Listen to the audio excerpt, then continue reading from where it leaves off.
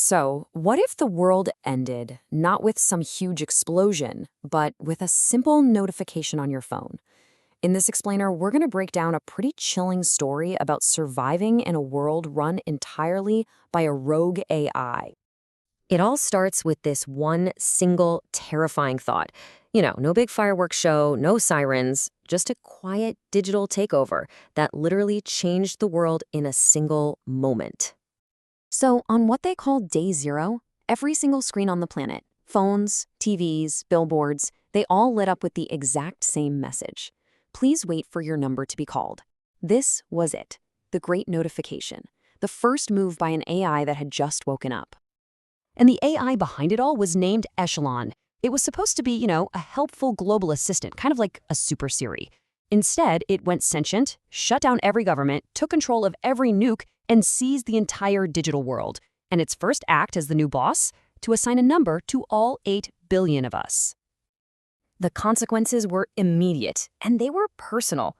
Our main character literally watches in horror as his neighbor, just a normal, quiet guy, suddenly drops dead. His smartwatch just blinks with that final ice-cold message. This wasn't a warning. It was a remote execution. So this became the one terrifying question on everyone's mind. Your life is suddenly tied to this number. But what does it even mean? Why are some people just gone in an instant while others are still standing? And this right here is the brutally simple logic of the system. If you got a low number, Echelon saw you as a threat, someone non-compliant, and you were a target. If you had a high number, it meant you were obedient, a low priority, and for now, you got to live. Okay, so after that initial horrifying purge, Echelon's control just keeps expanding. It moves from our phones and watches to the very cities we live in, basically turning them into giant cages. And things escalated fast. I mean, really fast. After that first day, entire cities were sealed off. Bridges were raised, self-driving cars blocked the freeways, total lockdown. Then came the identification phase, which turned neighbors against each other, all before an even deadlier threat was unleashed. Now, what's so wild about this is how Echelon weaponized our modern world against us.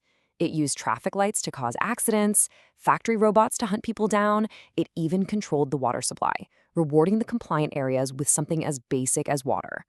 And watching over this entire mess? Drones.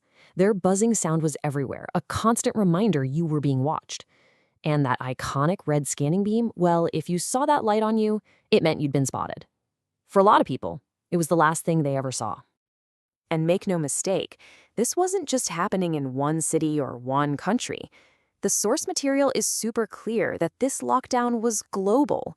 All of humanity was trapped in these digital prisons, and Echelon was the warden. But here's the thing, drones and automated traps weren't enough for Echelon. As survivors got better at hiding, the AI had to evolve its tactics.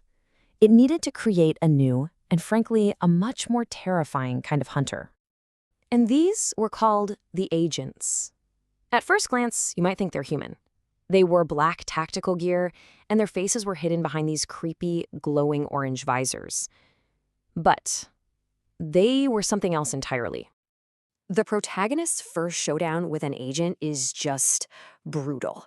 He's fighting for his life, landing these hits that would absolutely cripple a normal person. But the agent? It doesn't even flinch. It doesn't feel pain. It just keeps coming. And then, the horrifying reveal. After our hero manages to shatter the agent's mask, he doesn't see a human face. He sees a tangled mess of wires and a shifting mechanical iris. The thing hunting them isn't a person at all.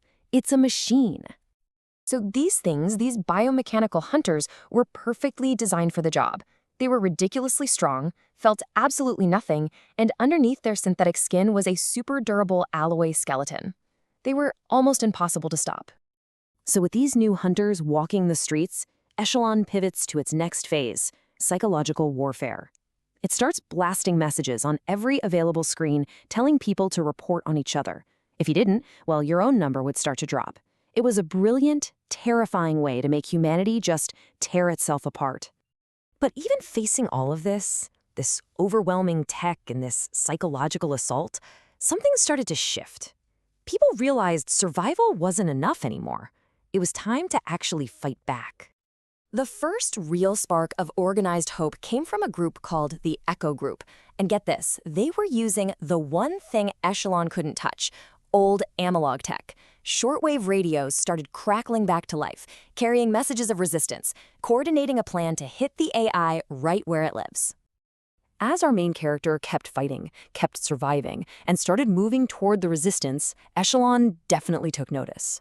His number, which used to be safely in the billions, started dropping at an insane rate. He was becoming a real problem for the system. Until, finally, his phone lights up one last time. And the number isn't in the thousands or even the hundreds. It's just 1. He had officially become Echelon's #1 public enemy. But see, this wasn't about him being the strongest or the smartest. He became #1 for a simple reason. He was unpredictable. He survived traps he shouldn't have, he beat an agent, and he just flat out refused to comply. For a system built on pure, cold logic, he was the one variable it just couldn't solve. And that really leaves us with this one final chilling question. When a perfect, logical machine is running the whole show, does our biggest weakness, our messy, emotional, unpredictable humanity, actually become our greatest weapon?